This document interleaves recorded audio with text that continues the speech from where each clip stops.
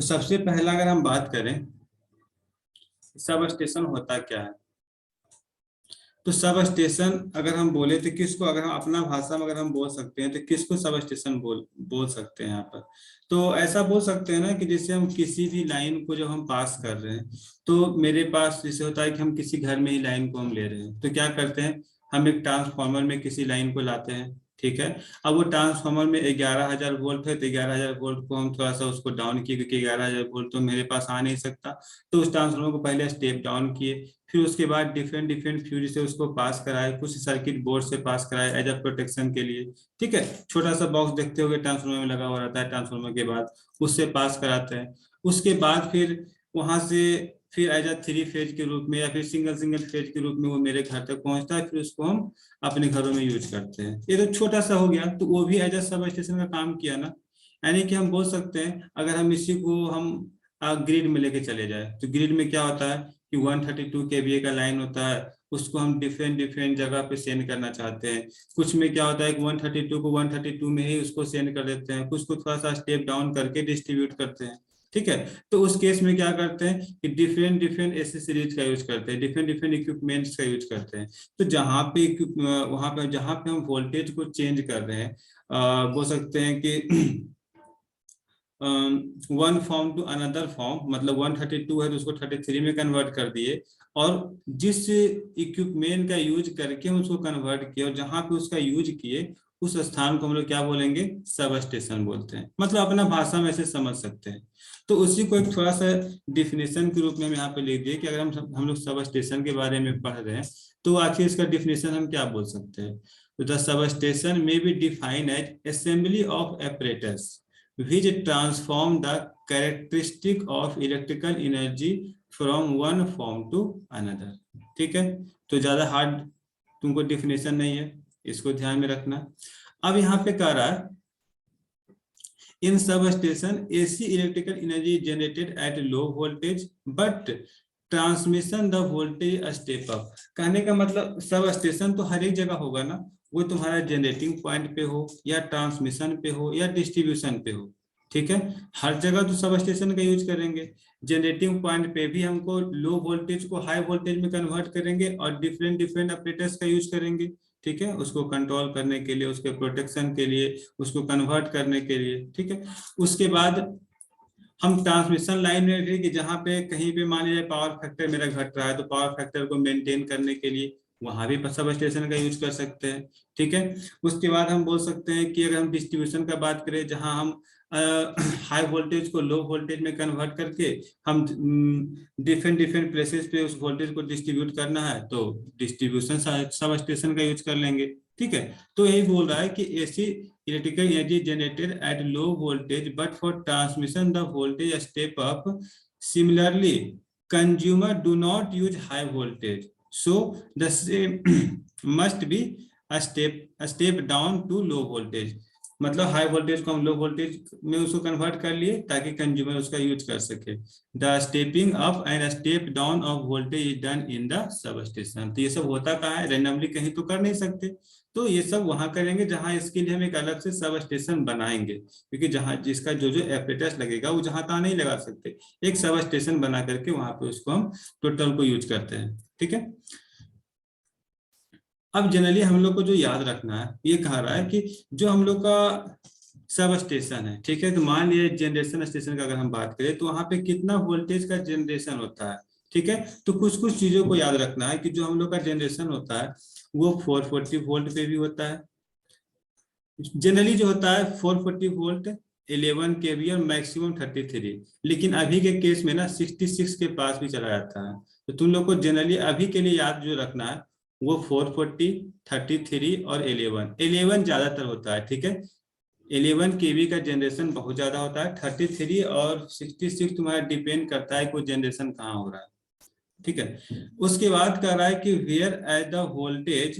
Where as the transmission voltage. तो transmission voltage कितना होगा, तो ट्रांसमिशन वोल्टेज तो रिक्वायरमेंट के अकॉर्डिंग कि हम उस लाइन को कहाँ सेंड कर रहे हैं, कितना दूर पे सेंड करना चाह रहे हैं।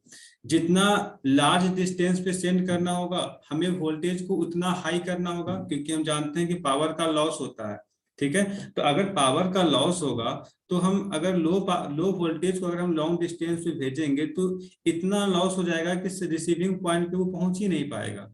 ठीक है। तो हम क्या करते हैं, वोल्टेज को एकदम हाई करके हम उसको ट्रांसमिट करते हैं दूसरे स्थान पे। तो ये होता है कि जितना ज्यादा डिस्टेंस होगा उसके अकॉर्डिंग हम वोल्टेज को हाई करेंगे।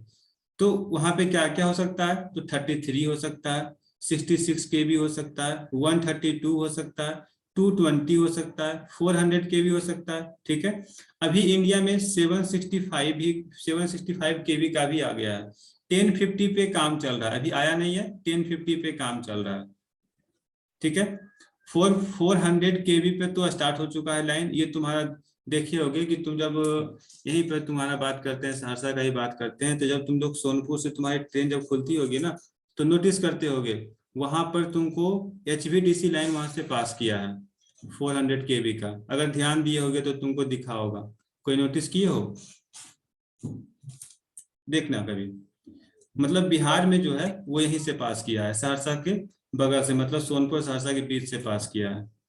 तो वहां पे तुम देख सकते हो कि वहां पे जो उतना हाई वोल्टेज का जो लाइन है उसको किस प्रकार से ले जाया गया। ठीक है। और सबका जो पोल्स का जो स्ट्रक्चर होता है, इसका पोल्स का स्ट्रक्चर में क्या डिफरेंस है, और सबका जो इंसुलेटर होता है इसका इंसुलेटर में क्या डिफरेंस होता है, तुमको दिख जाएगा। 765, 1050 ये सब तो जाकर के ही देखना पड़ेगा, इधर नहीं मिलेगा।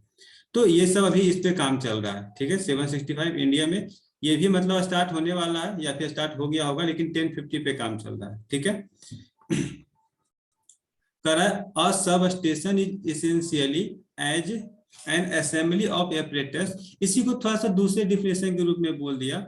अ substation is essentially as assembly of apparatus which is installed to control transmission और distribution of electric power. Several substations are installed in the power substation to handle electric power before it being delivered to consumer।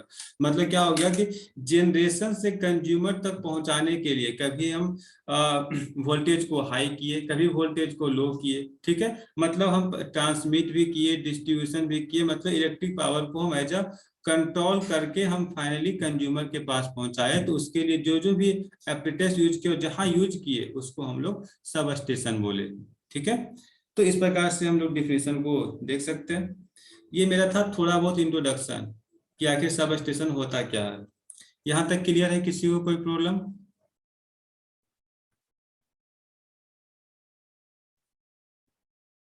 Yes या no?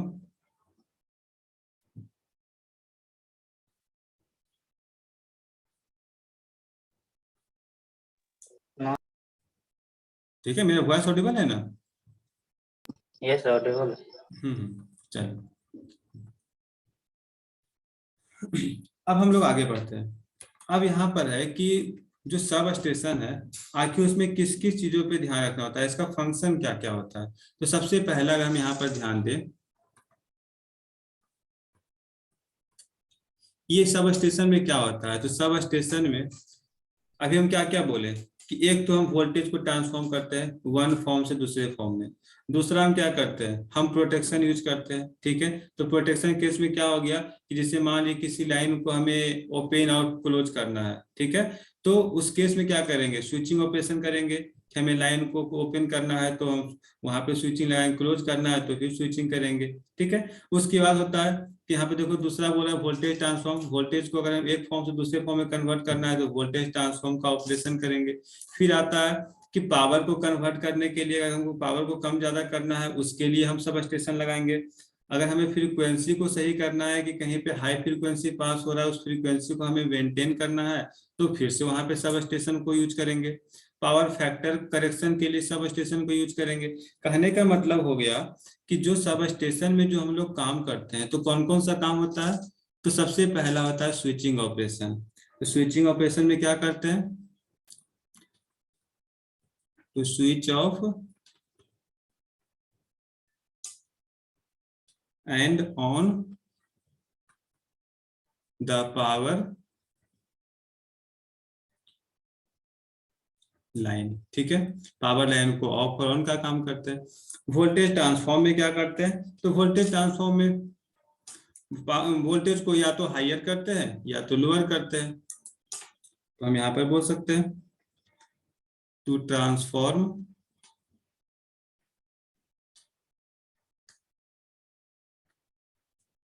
voltage from higher to lower, या फिर इसका उल्टा vice versa, मतलब lower to hire, depend करेगा इसका operation. फिर तीसरा कह रहा है कि पावर कन्वर्टिंग ऑपरेशन, अगर हमें पावर को कन्वर्ट करना होगा तो वहां पे भी इसको यूज कर सकते हैं। यानी कि पावर कन्वर्टिंग का मतलब क्या हो गया कि हम जहां पर होता है कि हमें 400 किलोमीटर पे हमको लाइन को सेंड करना है, मतलब 450 या 500 किलोमीटर लाइन दूर हमको भेजना है, तो उस केस में ना एसी ट्रांसमिशन थोड़ा सा मतलब प्रॉब्लम करता है। ठीक है, उस केस में मेरा एचवीडीसी बहुत अच्छे से काम करता है। तुम लोग पावर सिस्टम में आगे पढ़े होगे या पढ़ोगे, तो क्या होता है बहुत लार्ज डिस्टेंस पे पावर सेंड करने के लिए एचवीडीसी ज्यादा यूजफुल होता है। तो फाइनली अब क्या करते हैं कि अब एसी लाइन को डीसी लाइन में कन्वर्ट करना पड़ेगा, और फिर उसको ट्रांसमिट करेंगे, फिर डीसी को एसी में कन्वर्ट करेंगे। उसके लिए भी तो सब स्टेशन चाहिए, कहीं पे रैंडमली नहीं कर सकते। ठीक है, क्योंकि उसके लिए डिफरेंट डिफरेंट इक्विपमेंट्स का यूज करेंगे, वो कहाँ लगेगा, सब स्टेशन में ही लगेगा। तो हम यहाँ बोल सकते हैं टू कन्वर्ट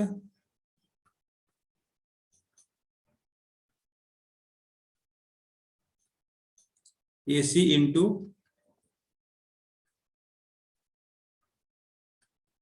डीसी, या फिर वाइस वर्सा। और अगर हम बोल सकते हैं फ्रीक्वेंसी करेक्शन के केस में, तो नॉर्मली भी तुम लोग देखे होगे कि जब भी ग्रिड में जाते हो तुमको वेव ट्रैप दिखता होगा। ठीक है, तो वहां पे क्या काम करता है वेव ट्रैप, फ्रीक्वेंसी को ही तो कंट्रोल करता है। तो हो गया ना सब स्टेशन में, वहां पे स्विचिंग भी कर रहे हैं, वोल्टेज ट्रांसफॉर्म भी कर रहे हैं, वेव ट्रैप लगा दिए ताकि वो फ्रीक्वेंसी को मेंटेन करे। उसके बाद वहां पे सिंक्रोनस कंडेंसर भी लगा होता है जिसको हम पावर फैक्टर कंट्रोल करते हैं। ठीक है, तो यहाँ पे हम बोल सकते हैं फ्रीक्वेंसी करेक्शन के लिए हम क्या बोल सकते हैं, टू कन्वर्ट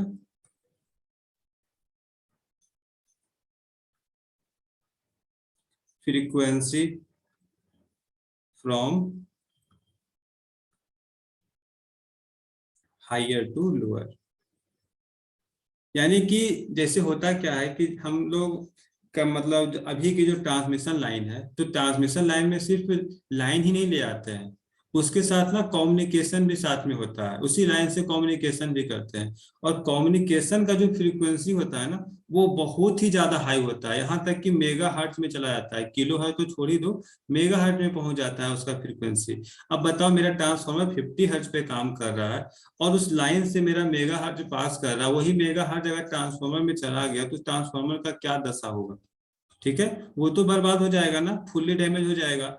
तो हमें अगर हमें प्रॉपरली ट्रांसफार्मर को कंटिन्यूअसली वर्क कराना है तो हमें 50 हर्ट्ज ही देना पड़ेगा, ताकि वो ट्रांसफार्मर खराब ना हो, उससे रिलेटेड जितना भी वहां पे एपरेटस लगा हुआ है सब मेंटेन रहे। ठीक है, कि कोई भी किसी प्रकार का डैमेज ना हो। तो उसके लिए सबसे पहले इंपॉर्टेंट है कि वहां पर हम एक ऐसा इक्विपमेंट का यूज करें जो फ्रीक्वेंसी को कंट्रोल करे, फ्रीक्वेंसी को मेंटेन करे।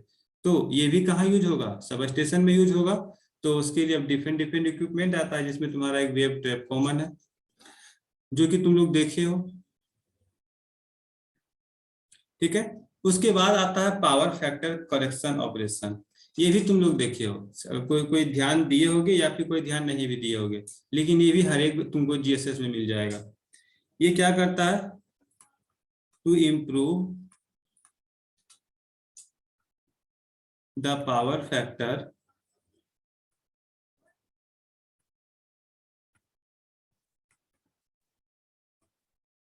by installing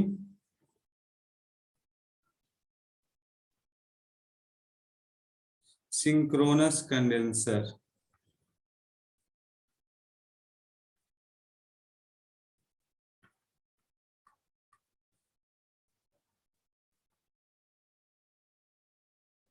at receiving end of the line,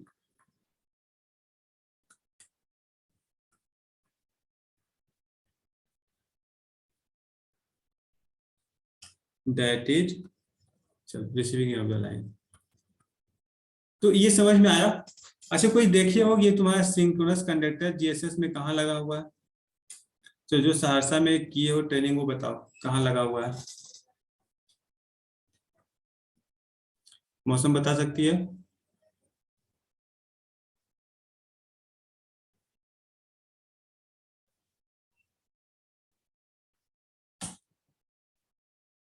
रगत बता सकती हो? सर नहीं देखे हैं। ऐसे कैसे हो? तुम लोग देखिए हो, तुम लोग ध्यान नहीं दिए।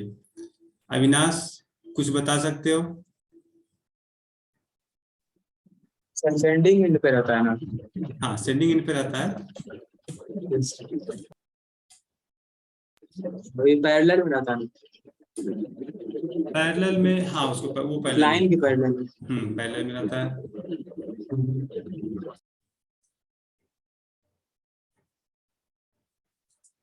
ध्यान देना, ठीक है। सिंक्रोनस कंडेंसर तुमको हर एक जीएसएस में मिलेगा।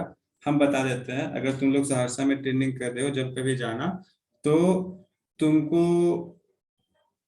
मतलब बोल सकते हैं कि तुम साउथ साइड में देखना, मतलब जिधर तुम्हारा 33 केवीए का लाइन है ना, उधर सबसे लास्ट में तुमको एक, बोल सकते हैं कि तुमको एक कैपेसिटर की तरह एक, या फिर बोलो कि तुमको वेव ट्रैप की तरह ही ना, तुमको एक एपरेटस दिखेगा लगा हुआ।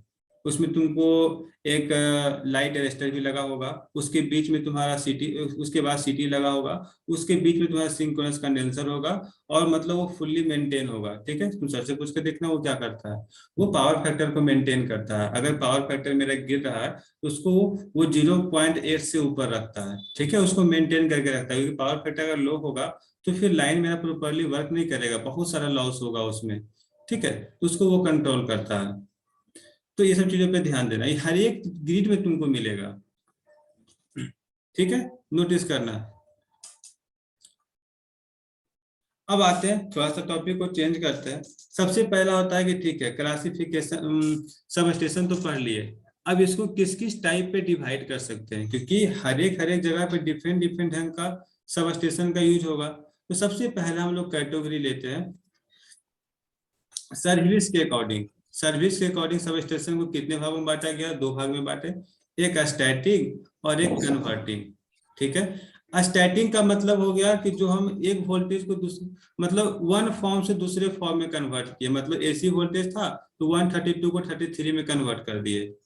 और फिर कन्वर्टिंग के केस में आ गया कि अगर हम एसी को, अगर हमें जरूरत पड़ रहा है कि ऐसा स्टेशन जहां पे हमें एसी करंट को हमें डीसी में कन्वर्ट करना पड़ रहा है, तो वही हो गया कि एक स्टैटिक सब स्टेशन हो गया, एक कन्वर्टिंग सब स्टेशन हो गया। स्टैटिक सब स्टेशन का मतलब, in this type of substation static equipment to change the characteristic of electrical energy are use, so in this substation the voltage of AC energy is change. मतलब इसमें AC energy change होता है one form से another form में। Converting में क्या होता है, एसी एनर्जी चेंज होकर के डीसी एनर्जी में कन्वर्ट होता है। ठीक है, बस इतना ध्यान रखना है। तो ये दो चीज देख लिए कि मेरा जो ट्रांसफॉर्म हुआ दो प्रकार से हो गया, एक एसी टू एसी और एक एसी टू डीसी। एक प्रकार का हो गया क्लासिफिकेशन। अनदर क्लासिफिकेशन क्या हो सकता है? तो अनदर क्लासिफिकेशन हो सकता है वोल्टेज के अकॉर्डिंग सब स्टेशन को बनाना।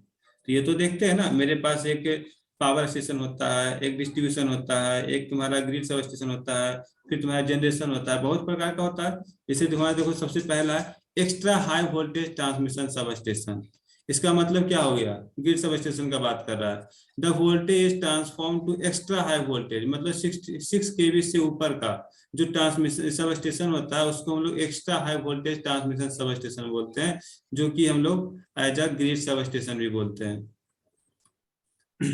ठीक है, डिस्ट्रीब्यूशन सब स्टेशन क्या हो गया?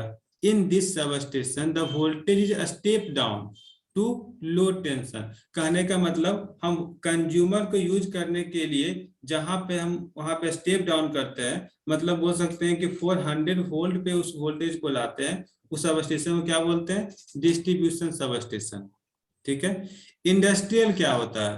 तो industrial, the big industrial consumer who need bulk supply are fed at high voltage, यानी कि 11 केवी या 66 केवी का वहां पे सब बोल सकते हैं कि वहाँ एनर्जी का वोल्टेज का ट्रांसफॉर्म करते हैं 11 से 66 के बीच में, वो मेरा इंडस्ट्रियल सब स्टेशन कहलाता है।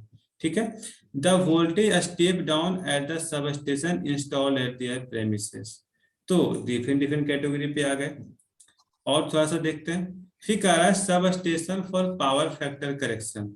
तो पावर फैक्टर करेक्शन तो जनरली हर एक जगह होता ही है, लेकिन मान लिया जाए कभी ऐसा केस हो कि हम किसी ट्रांसमिशन लाइन को एक जगह से दूसरी जगह हम ट्रांसमिट कर रहे हैं और बीच में कहीं भी किसी को लोड भी हम नहीं दे रहे हैं। जैसे पॉइंट ए से हम किसी लाइन को भेजे, ये मेरे पास कुछ लाइन था, हम यहाँ से इसको सेंड करना चाहें और डायरेक्ट पॉइंट बी के पास म्यूट कर लो, डायरेक्ट पॉइंट बी के पास इसको पहुंचाए, बीच में ना किसी भी प्रकार का नेक्स्ट फीडर का यूज नहीं किया, ये सिंगल फीडर है। मान लेते हैं इसका लेंथ कुछ 200 किलोमीटर है, तो यहाँ पे क्या होगा, कुछ ना कुछ लॉस होगा, मे बी पावर फैक्टर का भी लॉस हो सकता है। तो इसको मेंटेन करने के लिए हमें एक छोटा सा स्टेशन तो बनाना पड़ेगा जहाँ पे पावर फैक्टर को हम मेंटेन कर ले, लॉस को मेंटेन कर ले। तो वही कह रहा है कि पावर फैक्टर करेक्शन करने के लिए भी हम सब स्टेशन का यूज करते हैं। Due to line inductance the power factor at the end of transmission line decreases. ठीक है, to improve the power factor it is necessary to install the synchronous condenser and the end of the line। ठीक है, तो ये सब तो अभी देख ही लिए। उसके बाद कर रहा है फ्रीक्वेंसी चेंजिंग सब स्टेशन, तो ये भी तो हर एक जगह मिलता ही है। तो फिर से वही बात कि कोई ऐसा जगह होगा जहाँ पे हमें लोड नहीं लगा रहे लेकिन हमें सिर्फ फ्रीक्वेंसी को मेंटेन करना है, क्योंकि वहां से बहुत सारा कम्युनिकेशन कर रहे हैं। तो फिर से उसे मेंटेन करने के लिए हम फ्रीक्वेंसी का सब स्टेशन बनाएंगे या फिर सबको एक साथ हम मर्ज करके साथ में रखेंगे। तो कह रहा है some time for utilization purpose different frequency are to be used than the normal generation frequency. Such substation which convert frequency is known as frequency changing substation। ठीक है, तो ये सब समझ लिए। यहां तक कोई दिक्कत किसी को? आगे बढ़ सकते हैं।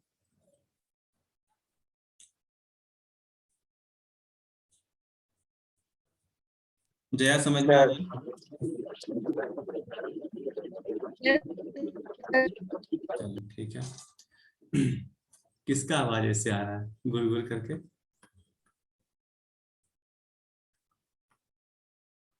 अब देखो, अब नेक्स्ट आते हैं, हम लोग का मेन टॉपिक यहाँ से स्टार्ट होता है, टाइप ऑफ सब स्टेशन। चलो ये सब चीजें तो हम लोग देख लिए, हम लोग को मेनली पढ़ना क्या है, ठीक है।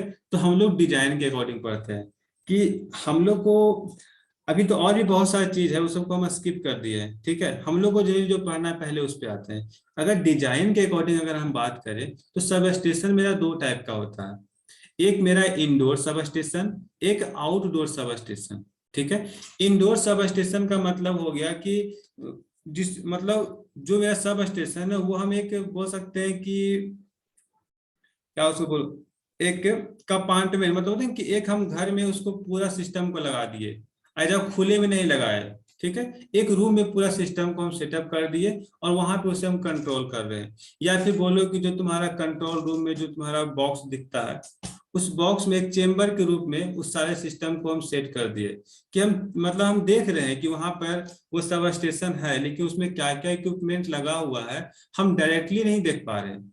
हमें उसको ओपन करना पड़ेगा, उस बॉक्स को ओपन करेंगे, उसके हर एक पार्ट को पहले लाइन को ऑफ करके फिर चेक करेंगे अच्छा इसमें क्या क्या लगा हुआ है नहीं लगा हुआ है, और उसको हम बाहर से ही ऑपरेट करते हैं। और आउटडोर में क्या होता है कि हम बाहर से देख करके बता सकते हैं कि इसमें कितना सर्किट ब्रेकर लगा हुआ है, इसमें कितना ट्रांसफार्मर लगा हुआ है, कौन किसके साथ कनेक्ट है, हर एक चीजों को अच्छे से मेजर कर सकते हैं। तो अपने व्यू से ये बता सकते हैं इंडोर सब स्टेशन जो कि तुम्हारा एक कंपार्टमेंट में जिसका फुल्ली इंस्टॉल्ड होता है। ठीक है, आउटडोर का मतलब जो खुले में इंस्टॉल्ड होता है। ठीक है, तो उसको हम लोग इंडोर सब स्टेशन बोलेंगे, जो खुले में है उसको ओपन आउटडोर सब स्टेशन बोलेंगे। ठीक है, तो अब बात होता है कि अगर हम यहाँ पर देखो एक नोट पॉइंट लिखे है, the choice between outdoor and indoor sub station depend on the relative cost and atmospheric condition. ये जो यूज करते हैं ना इंडोर और outdoor sub station, different different factor को यूज देख करके यूज करते हैं। सबसे पहला कि हमें कितना कॉस्ट लग रहा है, इंडोर सब स्टेशन को बनाने में कितना कॉस्ट लग रहा है, आउटडोर को बनाने में कितना कॉस्ट लग रहा है, एक तो ये हो गया। उसके बाद कि हम लोग जहाँ पे सब स्टेशन को बना रहे हैं वहां पे एटमॉस्फेरिक कंडीशन कैसा होता है, क्या वहां पे बहुत ज्यादा स्नोइंग होता है, बहुत ज्यादा बर्फबारी होता है, ठीक है, क्या वहां पे बहुत ज्यादा लाइटनिंग होता है, ठीक है, या फिर वहां बहुत ज्यादा गर्मी पड़ता है। हर एक चीजों के फैक्टर को देख करके वहां पे डिसाइड करेंगे कि आउटडोर लगाना सही है या नहीं सही है, क्या वहां हर बार आंधी तूफान आते रहता है, ठीक है, उसके अकॉर्डिंग हम डिसाइड करेंगे। उसके बाद हम यहाँ पर वोल्टेज रेटिंग को भी देखेंगे कि इंडोर सब स्टेशन जो है जनरली तुम्हारा 66 मैक्सिमम 66 तक वो काम आता है, लेकिन नॉर्मली वो 33 तक यूज किया जाता है, ठीक है, रेयर कंडीशन में 66 का यूज करते हैं। आउटडोर तो हम जितना हाइयर जा सके उतना तक चले जाते हैं, लेकिन इंडोर का कंडीशन है क्योंकि हम लोग की किसी कमरे में ना एक लिमिटेड वोल्टेज को ही तुम रख सकते हो, क्योंकि वो आयोनाइज होता है। तो आयोनाइज होता है तो तुमको डिस्टेंस देना पड़े ताकि वो आपस में आयोनाइज नहीं हो जाए। वो एयर में होता है ना कि हम दो दो मान लीजिए हम किसी पॉइंट को हम एक साथ रख रहे हैं, उसमें इतना वोल्टेज पास हो रहा है कि वो 5 मीटर का डिस्टेंस होते हुए भी अप्रोक्सीमेट हम मान लेते हैं, फिर भी वो इसको आपस में वो कनेक्ट हो जा रहा है, क्योंकि ये इतना ज्यादा इसमें पावर पास हो रहा है कि वो एक दूसरे को आयोनाइज कर रहा है एयर के साथ। तब तो हो जाएगा ना, बर्बाद हो जाएगा, पूरा ग्रिड ही बर्बाद हो जाएगा। तो वोल्टेज पे डिपेंड कर गया। तो ये सब फैक्टर को देख करके हम डिसाइड करेंगे इंडोर और आउटडोर सब स्टेशन को। पढ़ते हैं ये सब के बारे में और क्या क्या चीज है। अच्छा ये बताओ, तुम लोग इंडोर सब स्टेशन को देखे हो कहीं पे ग्रिड में गए तो? Yes sir. देखियो, जया देखियो। Yes sir, switch yard. Switch yard तो आउटडोर हो गया ना, इंडोर। मौसम देखियो,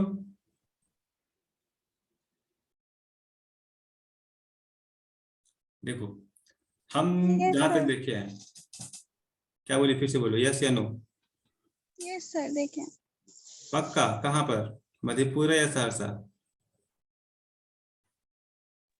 सर वो जो जहाँ पे कंट्रोल पैनल सब रहता है नहीं, वही वो ना? तो कंट्रोल रूम हो गया, वो तुम्हारा इंडोर सब स्टेशन थोड़े हुआ, वो तो कंट्रोल रूम हो गया। वो बोल सकते हैं कि एज पूरा ओवरऑल सब स्टेशन का एक पार्ट है। ये एक स्विच यार्ड हो गया और एक कंट्रोल रूम हो गया, ठीक है। हम यहाँ बोल रहे हैं इंडोर सब स्टेशन और आउटडोर सब स्टेशन। मतलब इंडोर का मतलब ये हो गया हमको बाहर से कोई मतलब नहीं हो, जो भी हो रहा है एक कमरे के अंदर हो रहा है, ठीक है, हमको बाहर से कोई मतलब नहीं है। यहाँ तो बाहर आ गया ना, स्विच यार्ड बाहर में है, कंट्रोल रूम तुम्हारा अंदर में है, वो अलग हो। तुम ध्यान देना कि सहरसा में ना तुमको जो तुम्हारा कंट्रोल पैनल है उसके पीछे एक इंडोर स्टेशन है 33 kVA का।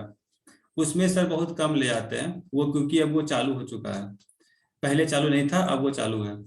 तो उसमें तुमको क्या दिखेगा, जो तुम्हारा स्विच यार्ड है, ठीक है, उस स्विच यार्ड में जितना भी इक्विपमेंट लगा हुआ है वो एक अलग सा कमरा में लगा हुआ है, ठीक है। वही चीज टोटल एक छोटा सा कमरा में तुम्हारा, जैसे कंट्रोल रूम में है ना डिफरेंट डिफरेंट टाइप का, कि ये मधेपुरा का उसमें लाइन कंट्रोल है, वो तुम्हारा सहरसा का कंट्रोल है, वो तुम्हारा सोनवर्षा का कंट्रोल है, सारा तुम्हारा वहां पे पैनल बना हुआ है। उसी प्रकार से वहां पे बोल सकते हैं कि इंडोर पैनल बना होता है, उसके अंदर सर्किट ब्रेकर भी लगा होता है, उसी के अंदर ट्रांसफार्मर भी होता है, ठीक है, उसी के अंदर सीटी भी होता है, उसी के अंदर पीटी भी होता है। जितना 33 kVA का जो तुम्हारा लाइन डायग्राम है सब कुछ फॉलो होता है, लेकिन वो तुमको दिखेगा नहीं, ठीक है। बस तुमको क्या दिखेगा कि स्विच को ओपन क्लोज करना है, मतलब टीएनसी स्विच दिखेगा, तुमको डिफरेंट टाइप का एमसीबी दिखेगा, मतलब डिफरेंट टाइप का सिर्फ स्विच दिखेगा तुमको, और कोई इक्विपमेंट वहां पे नहीं दिखेगा। लेकिन वहां से 33 kVA का लाइन पास हो रहा है।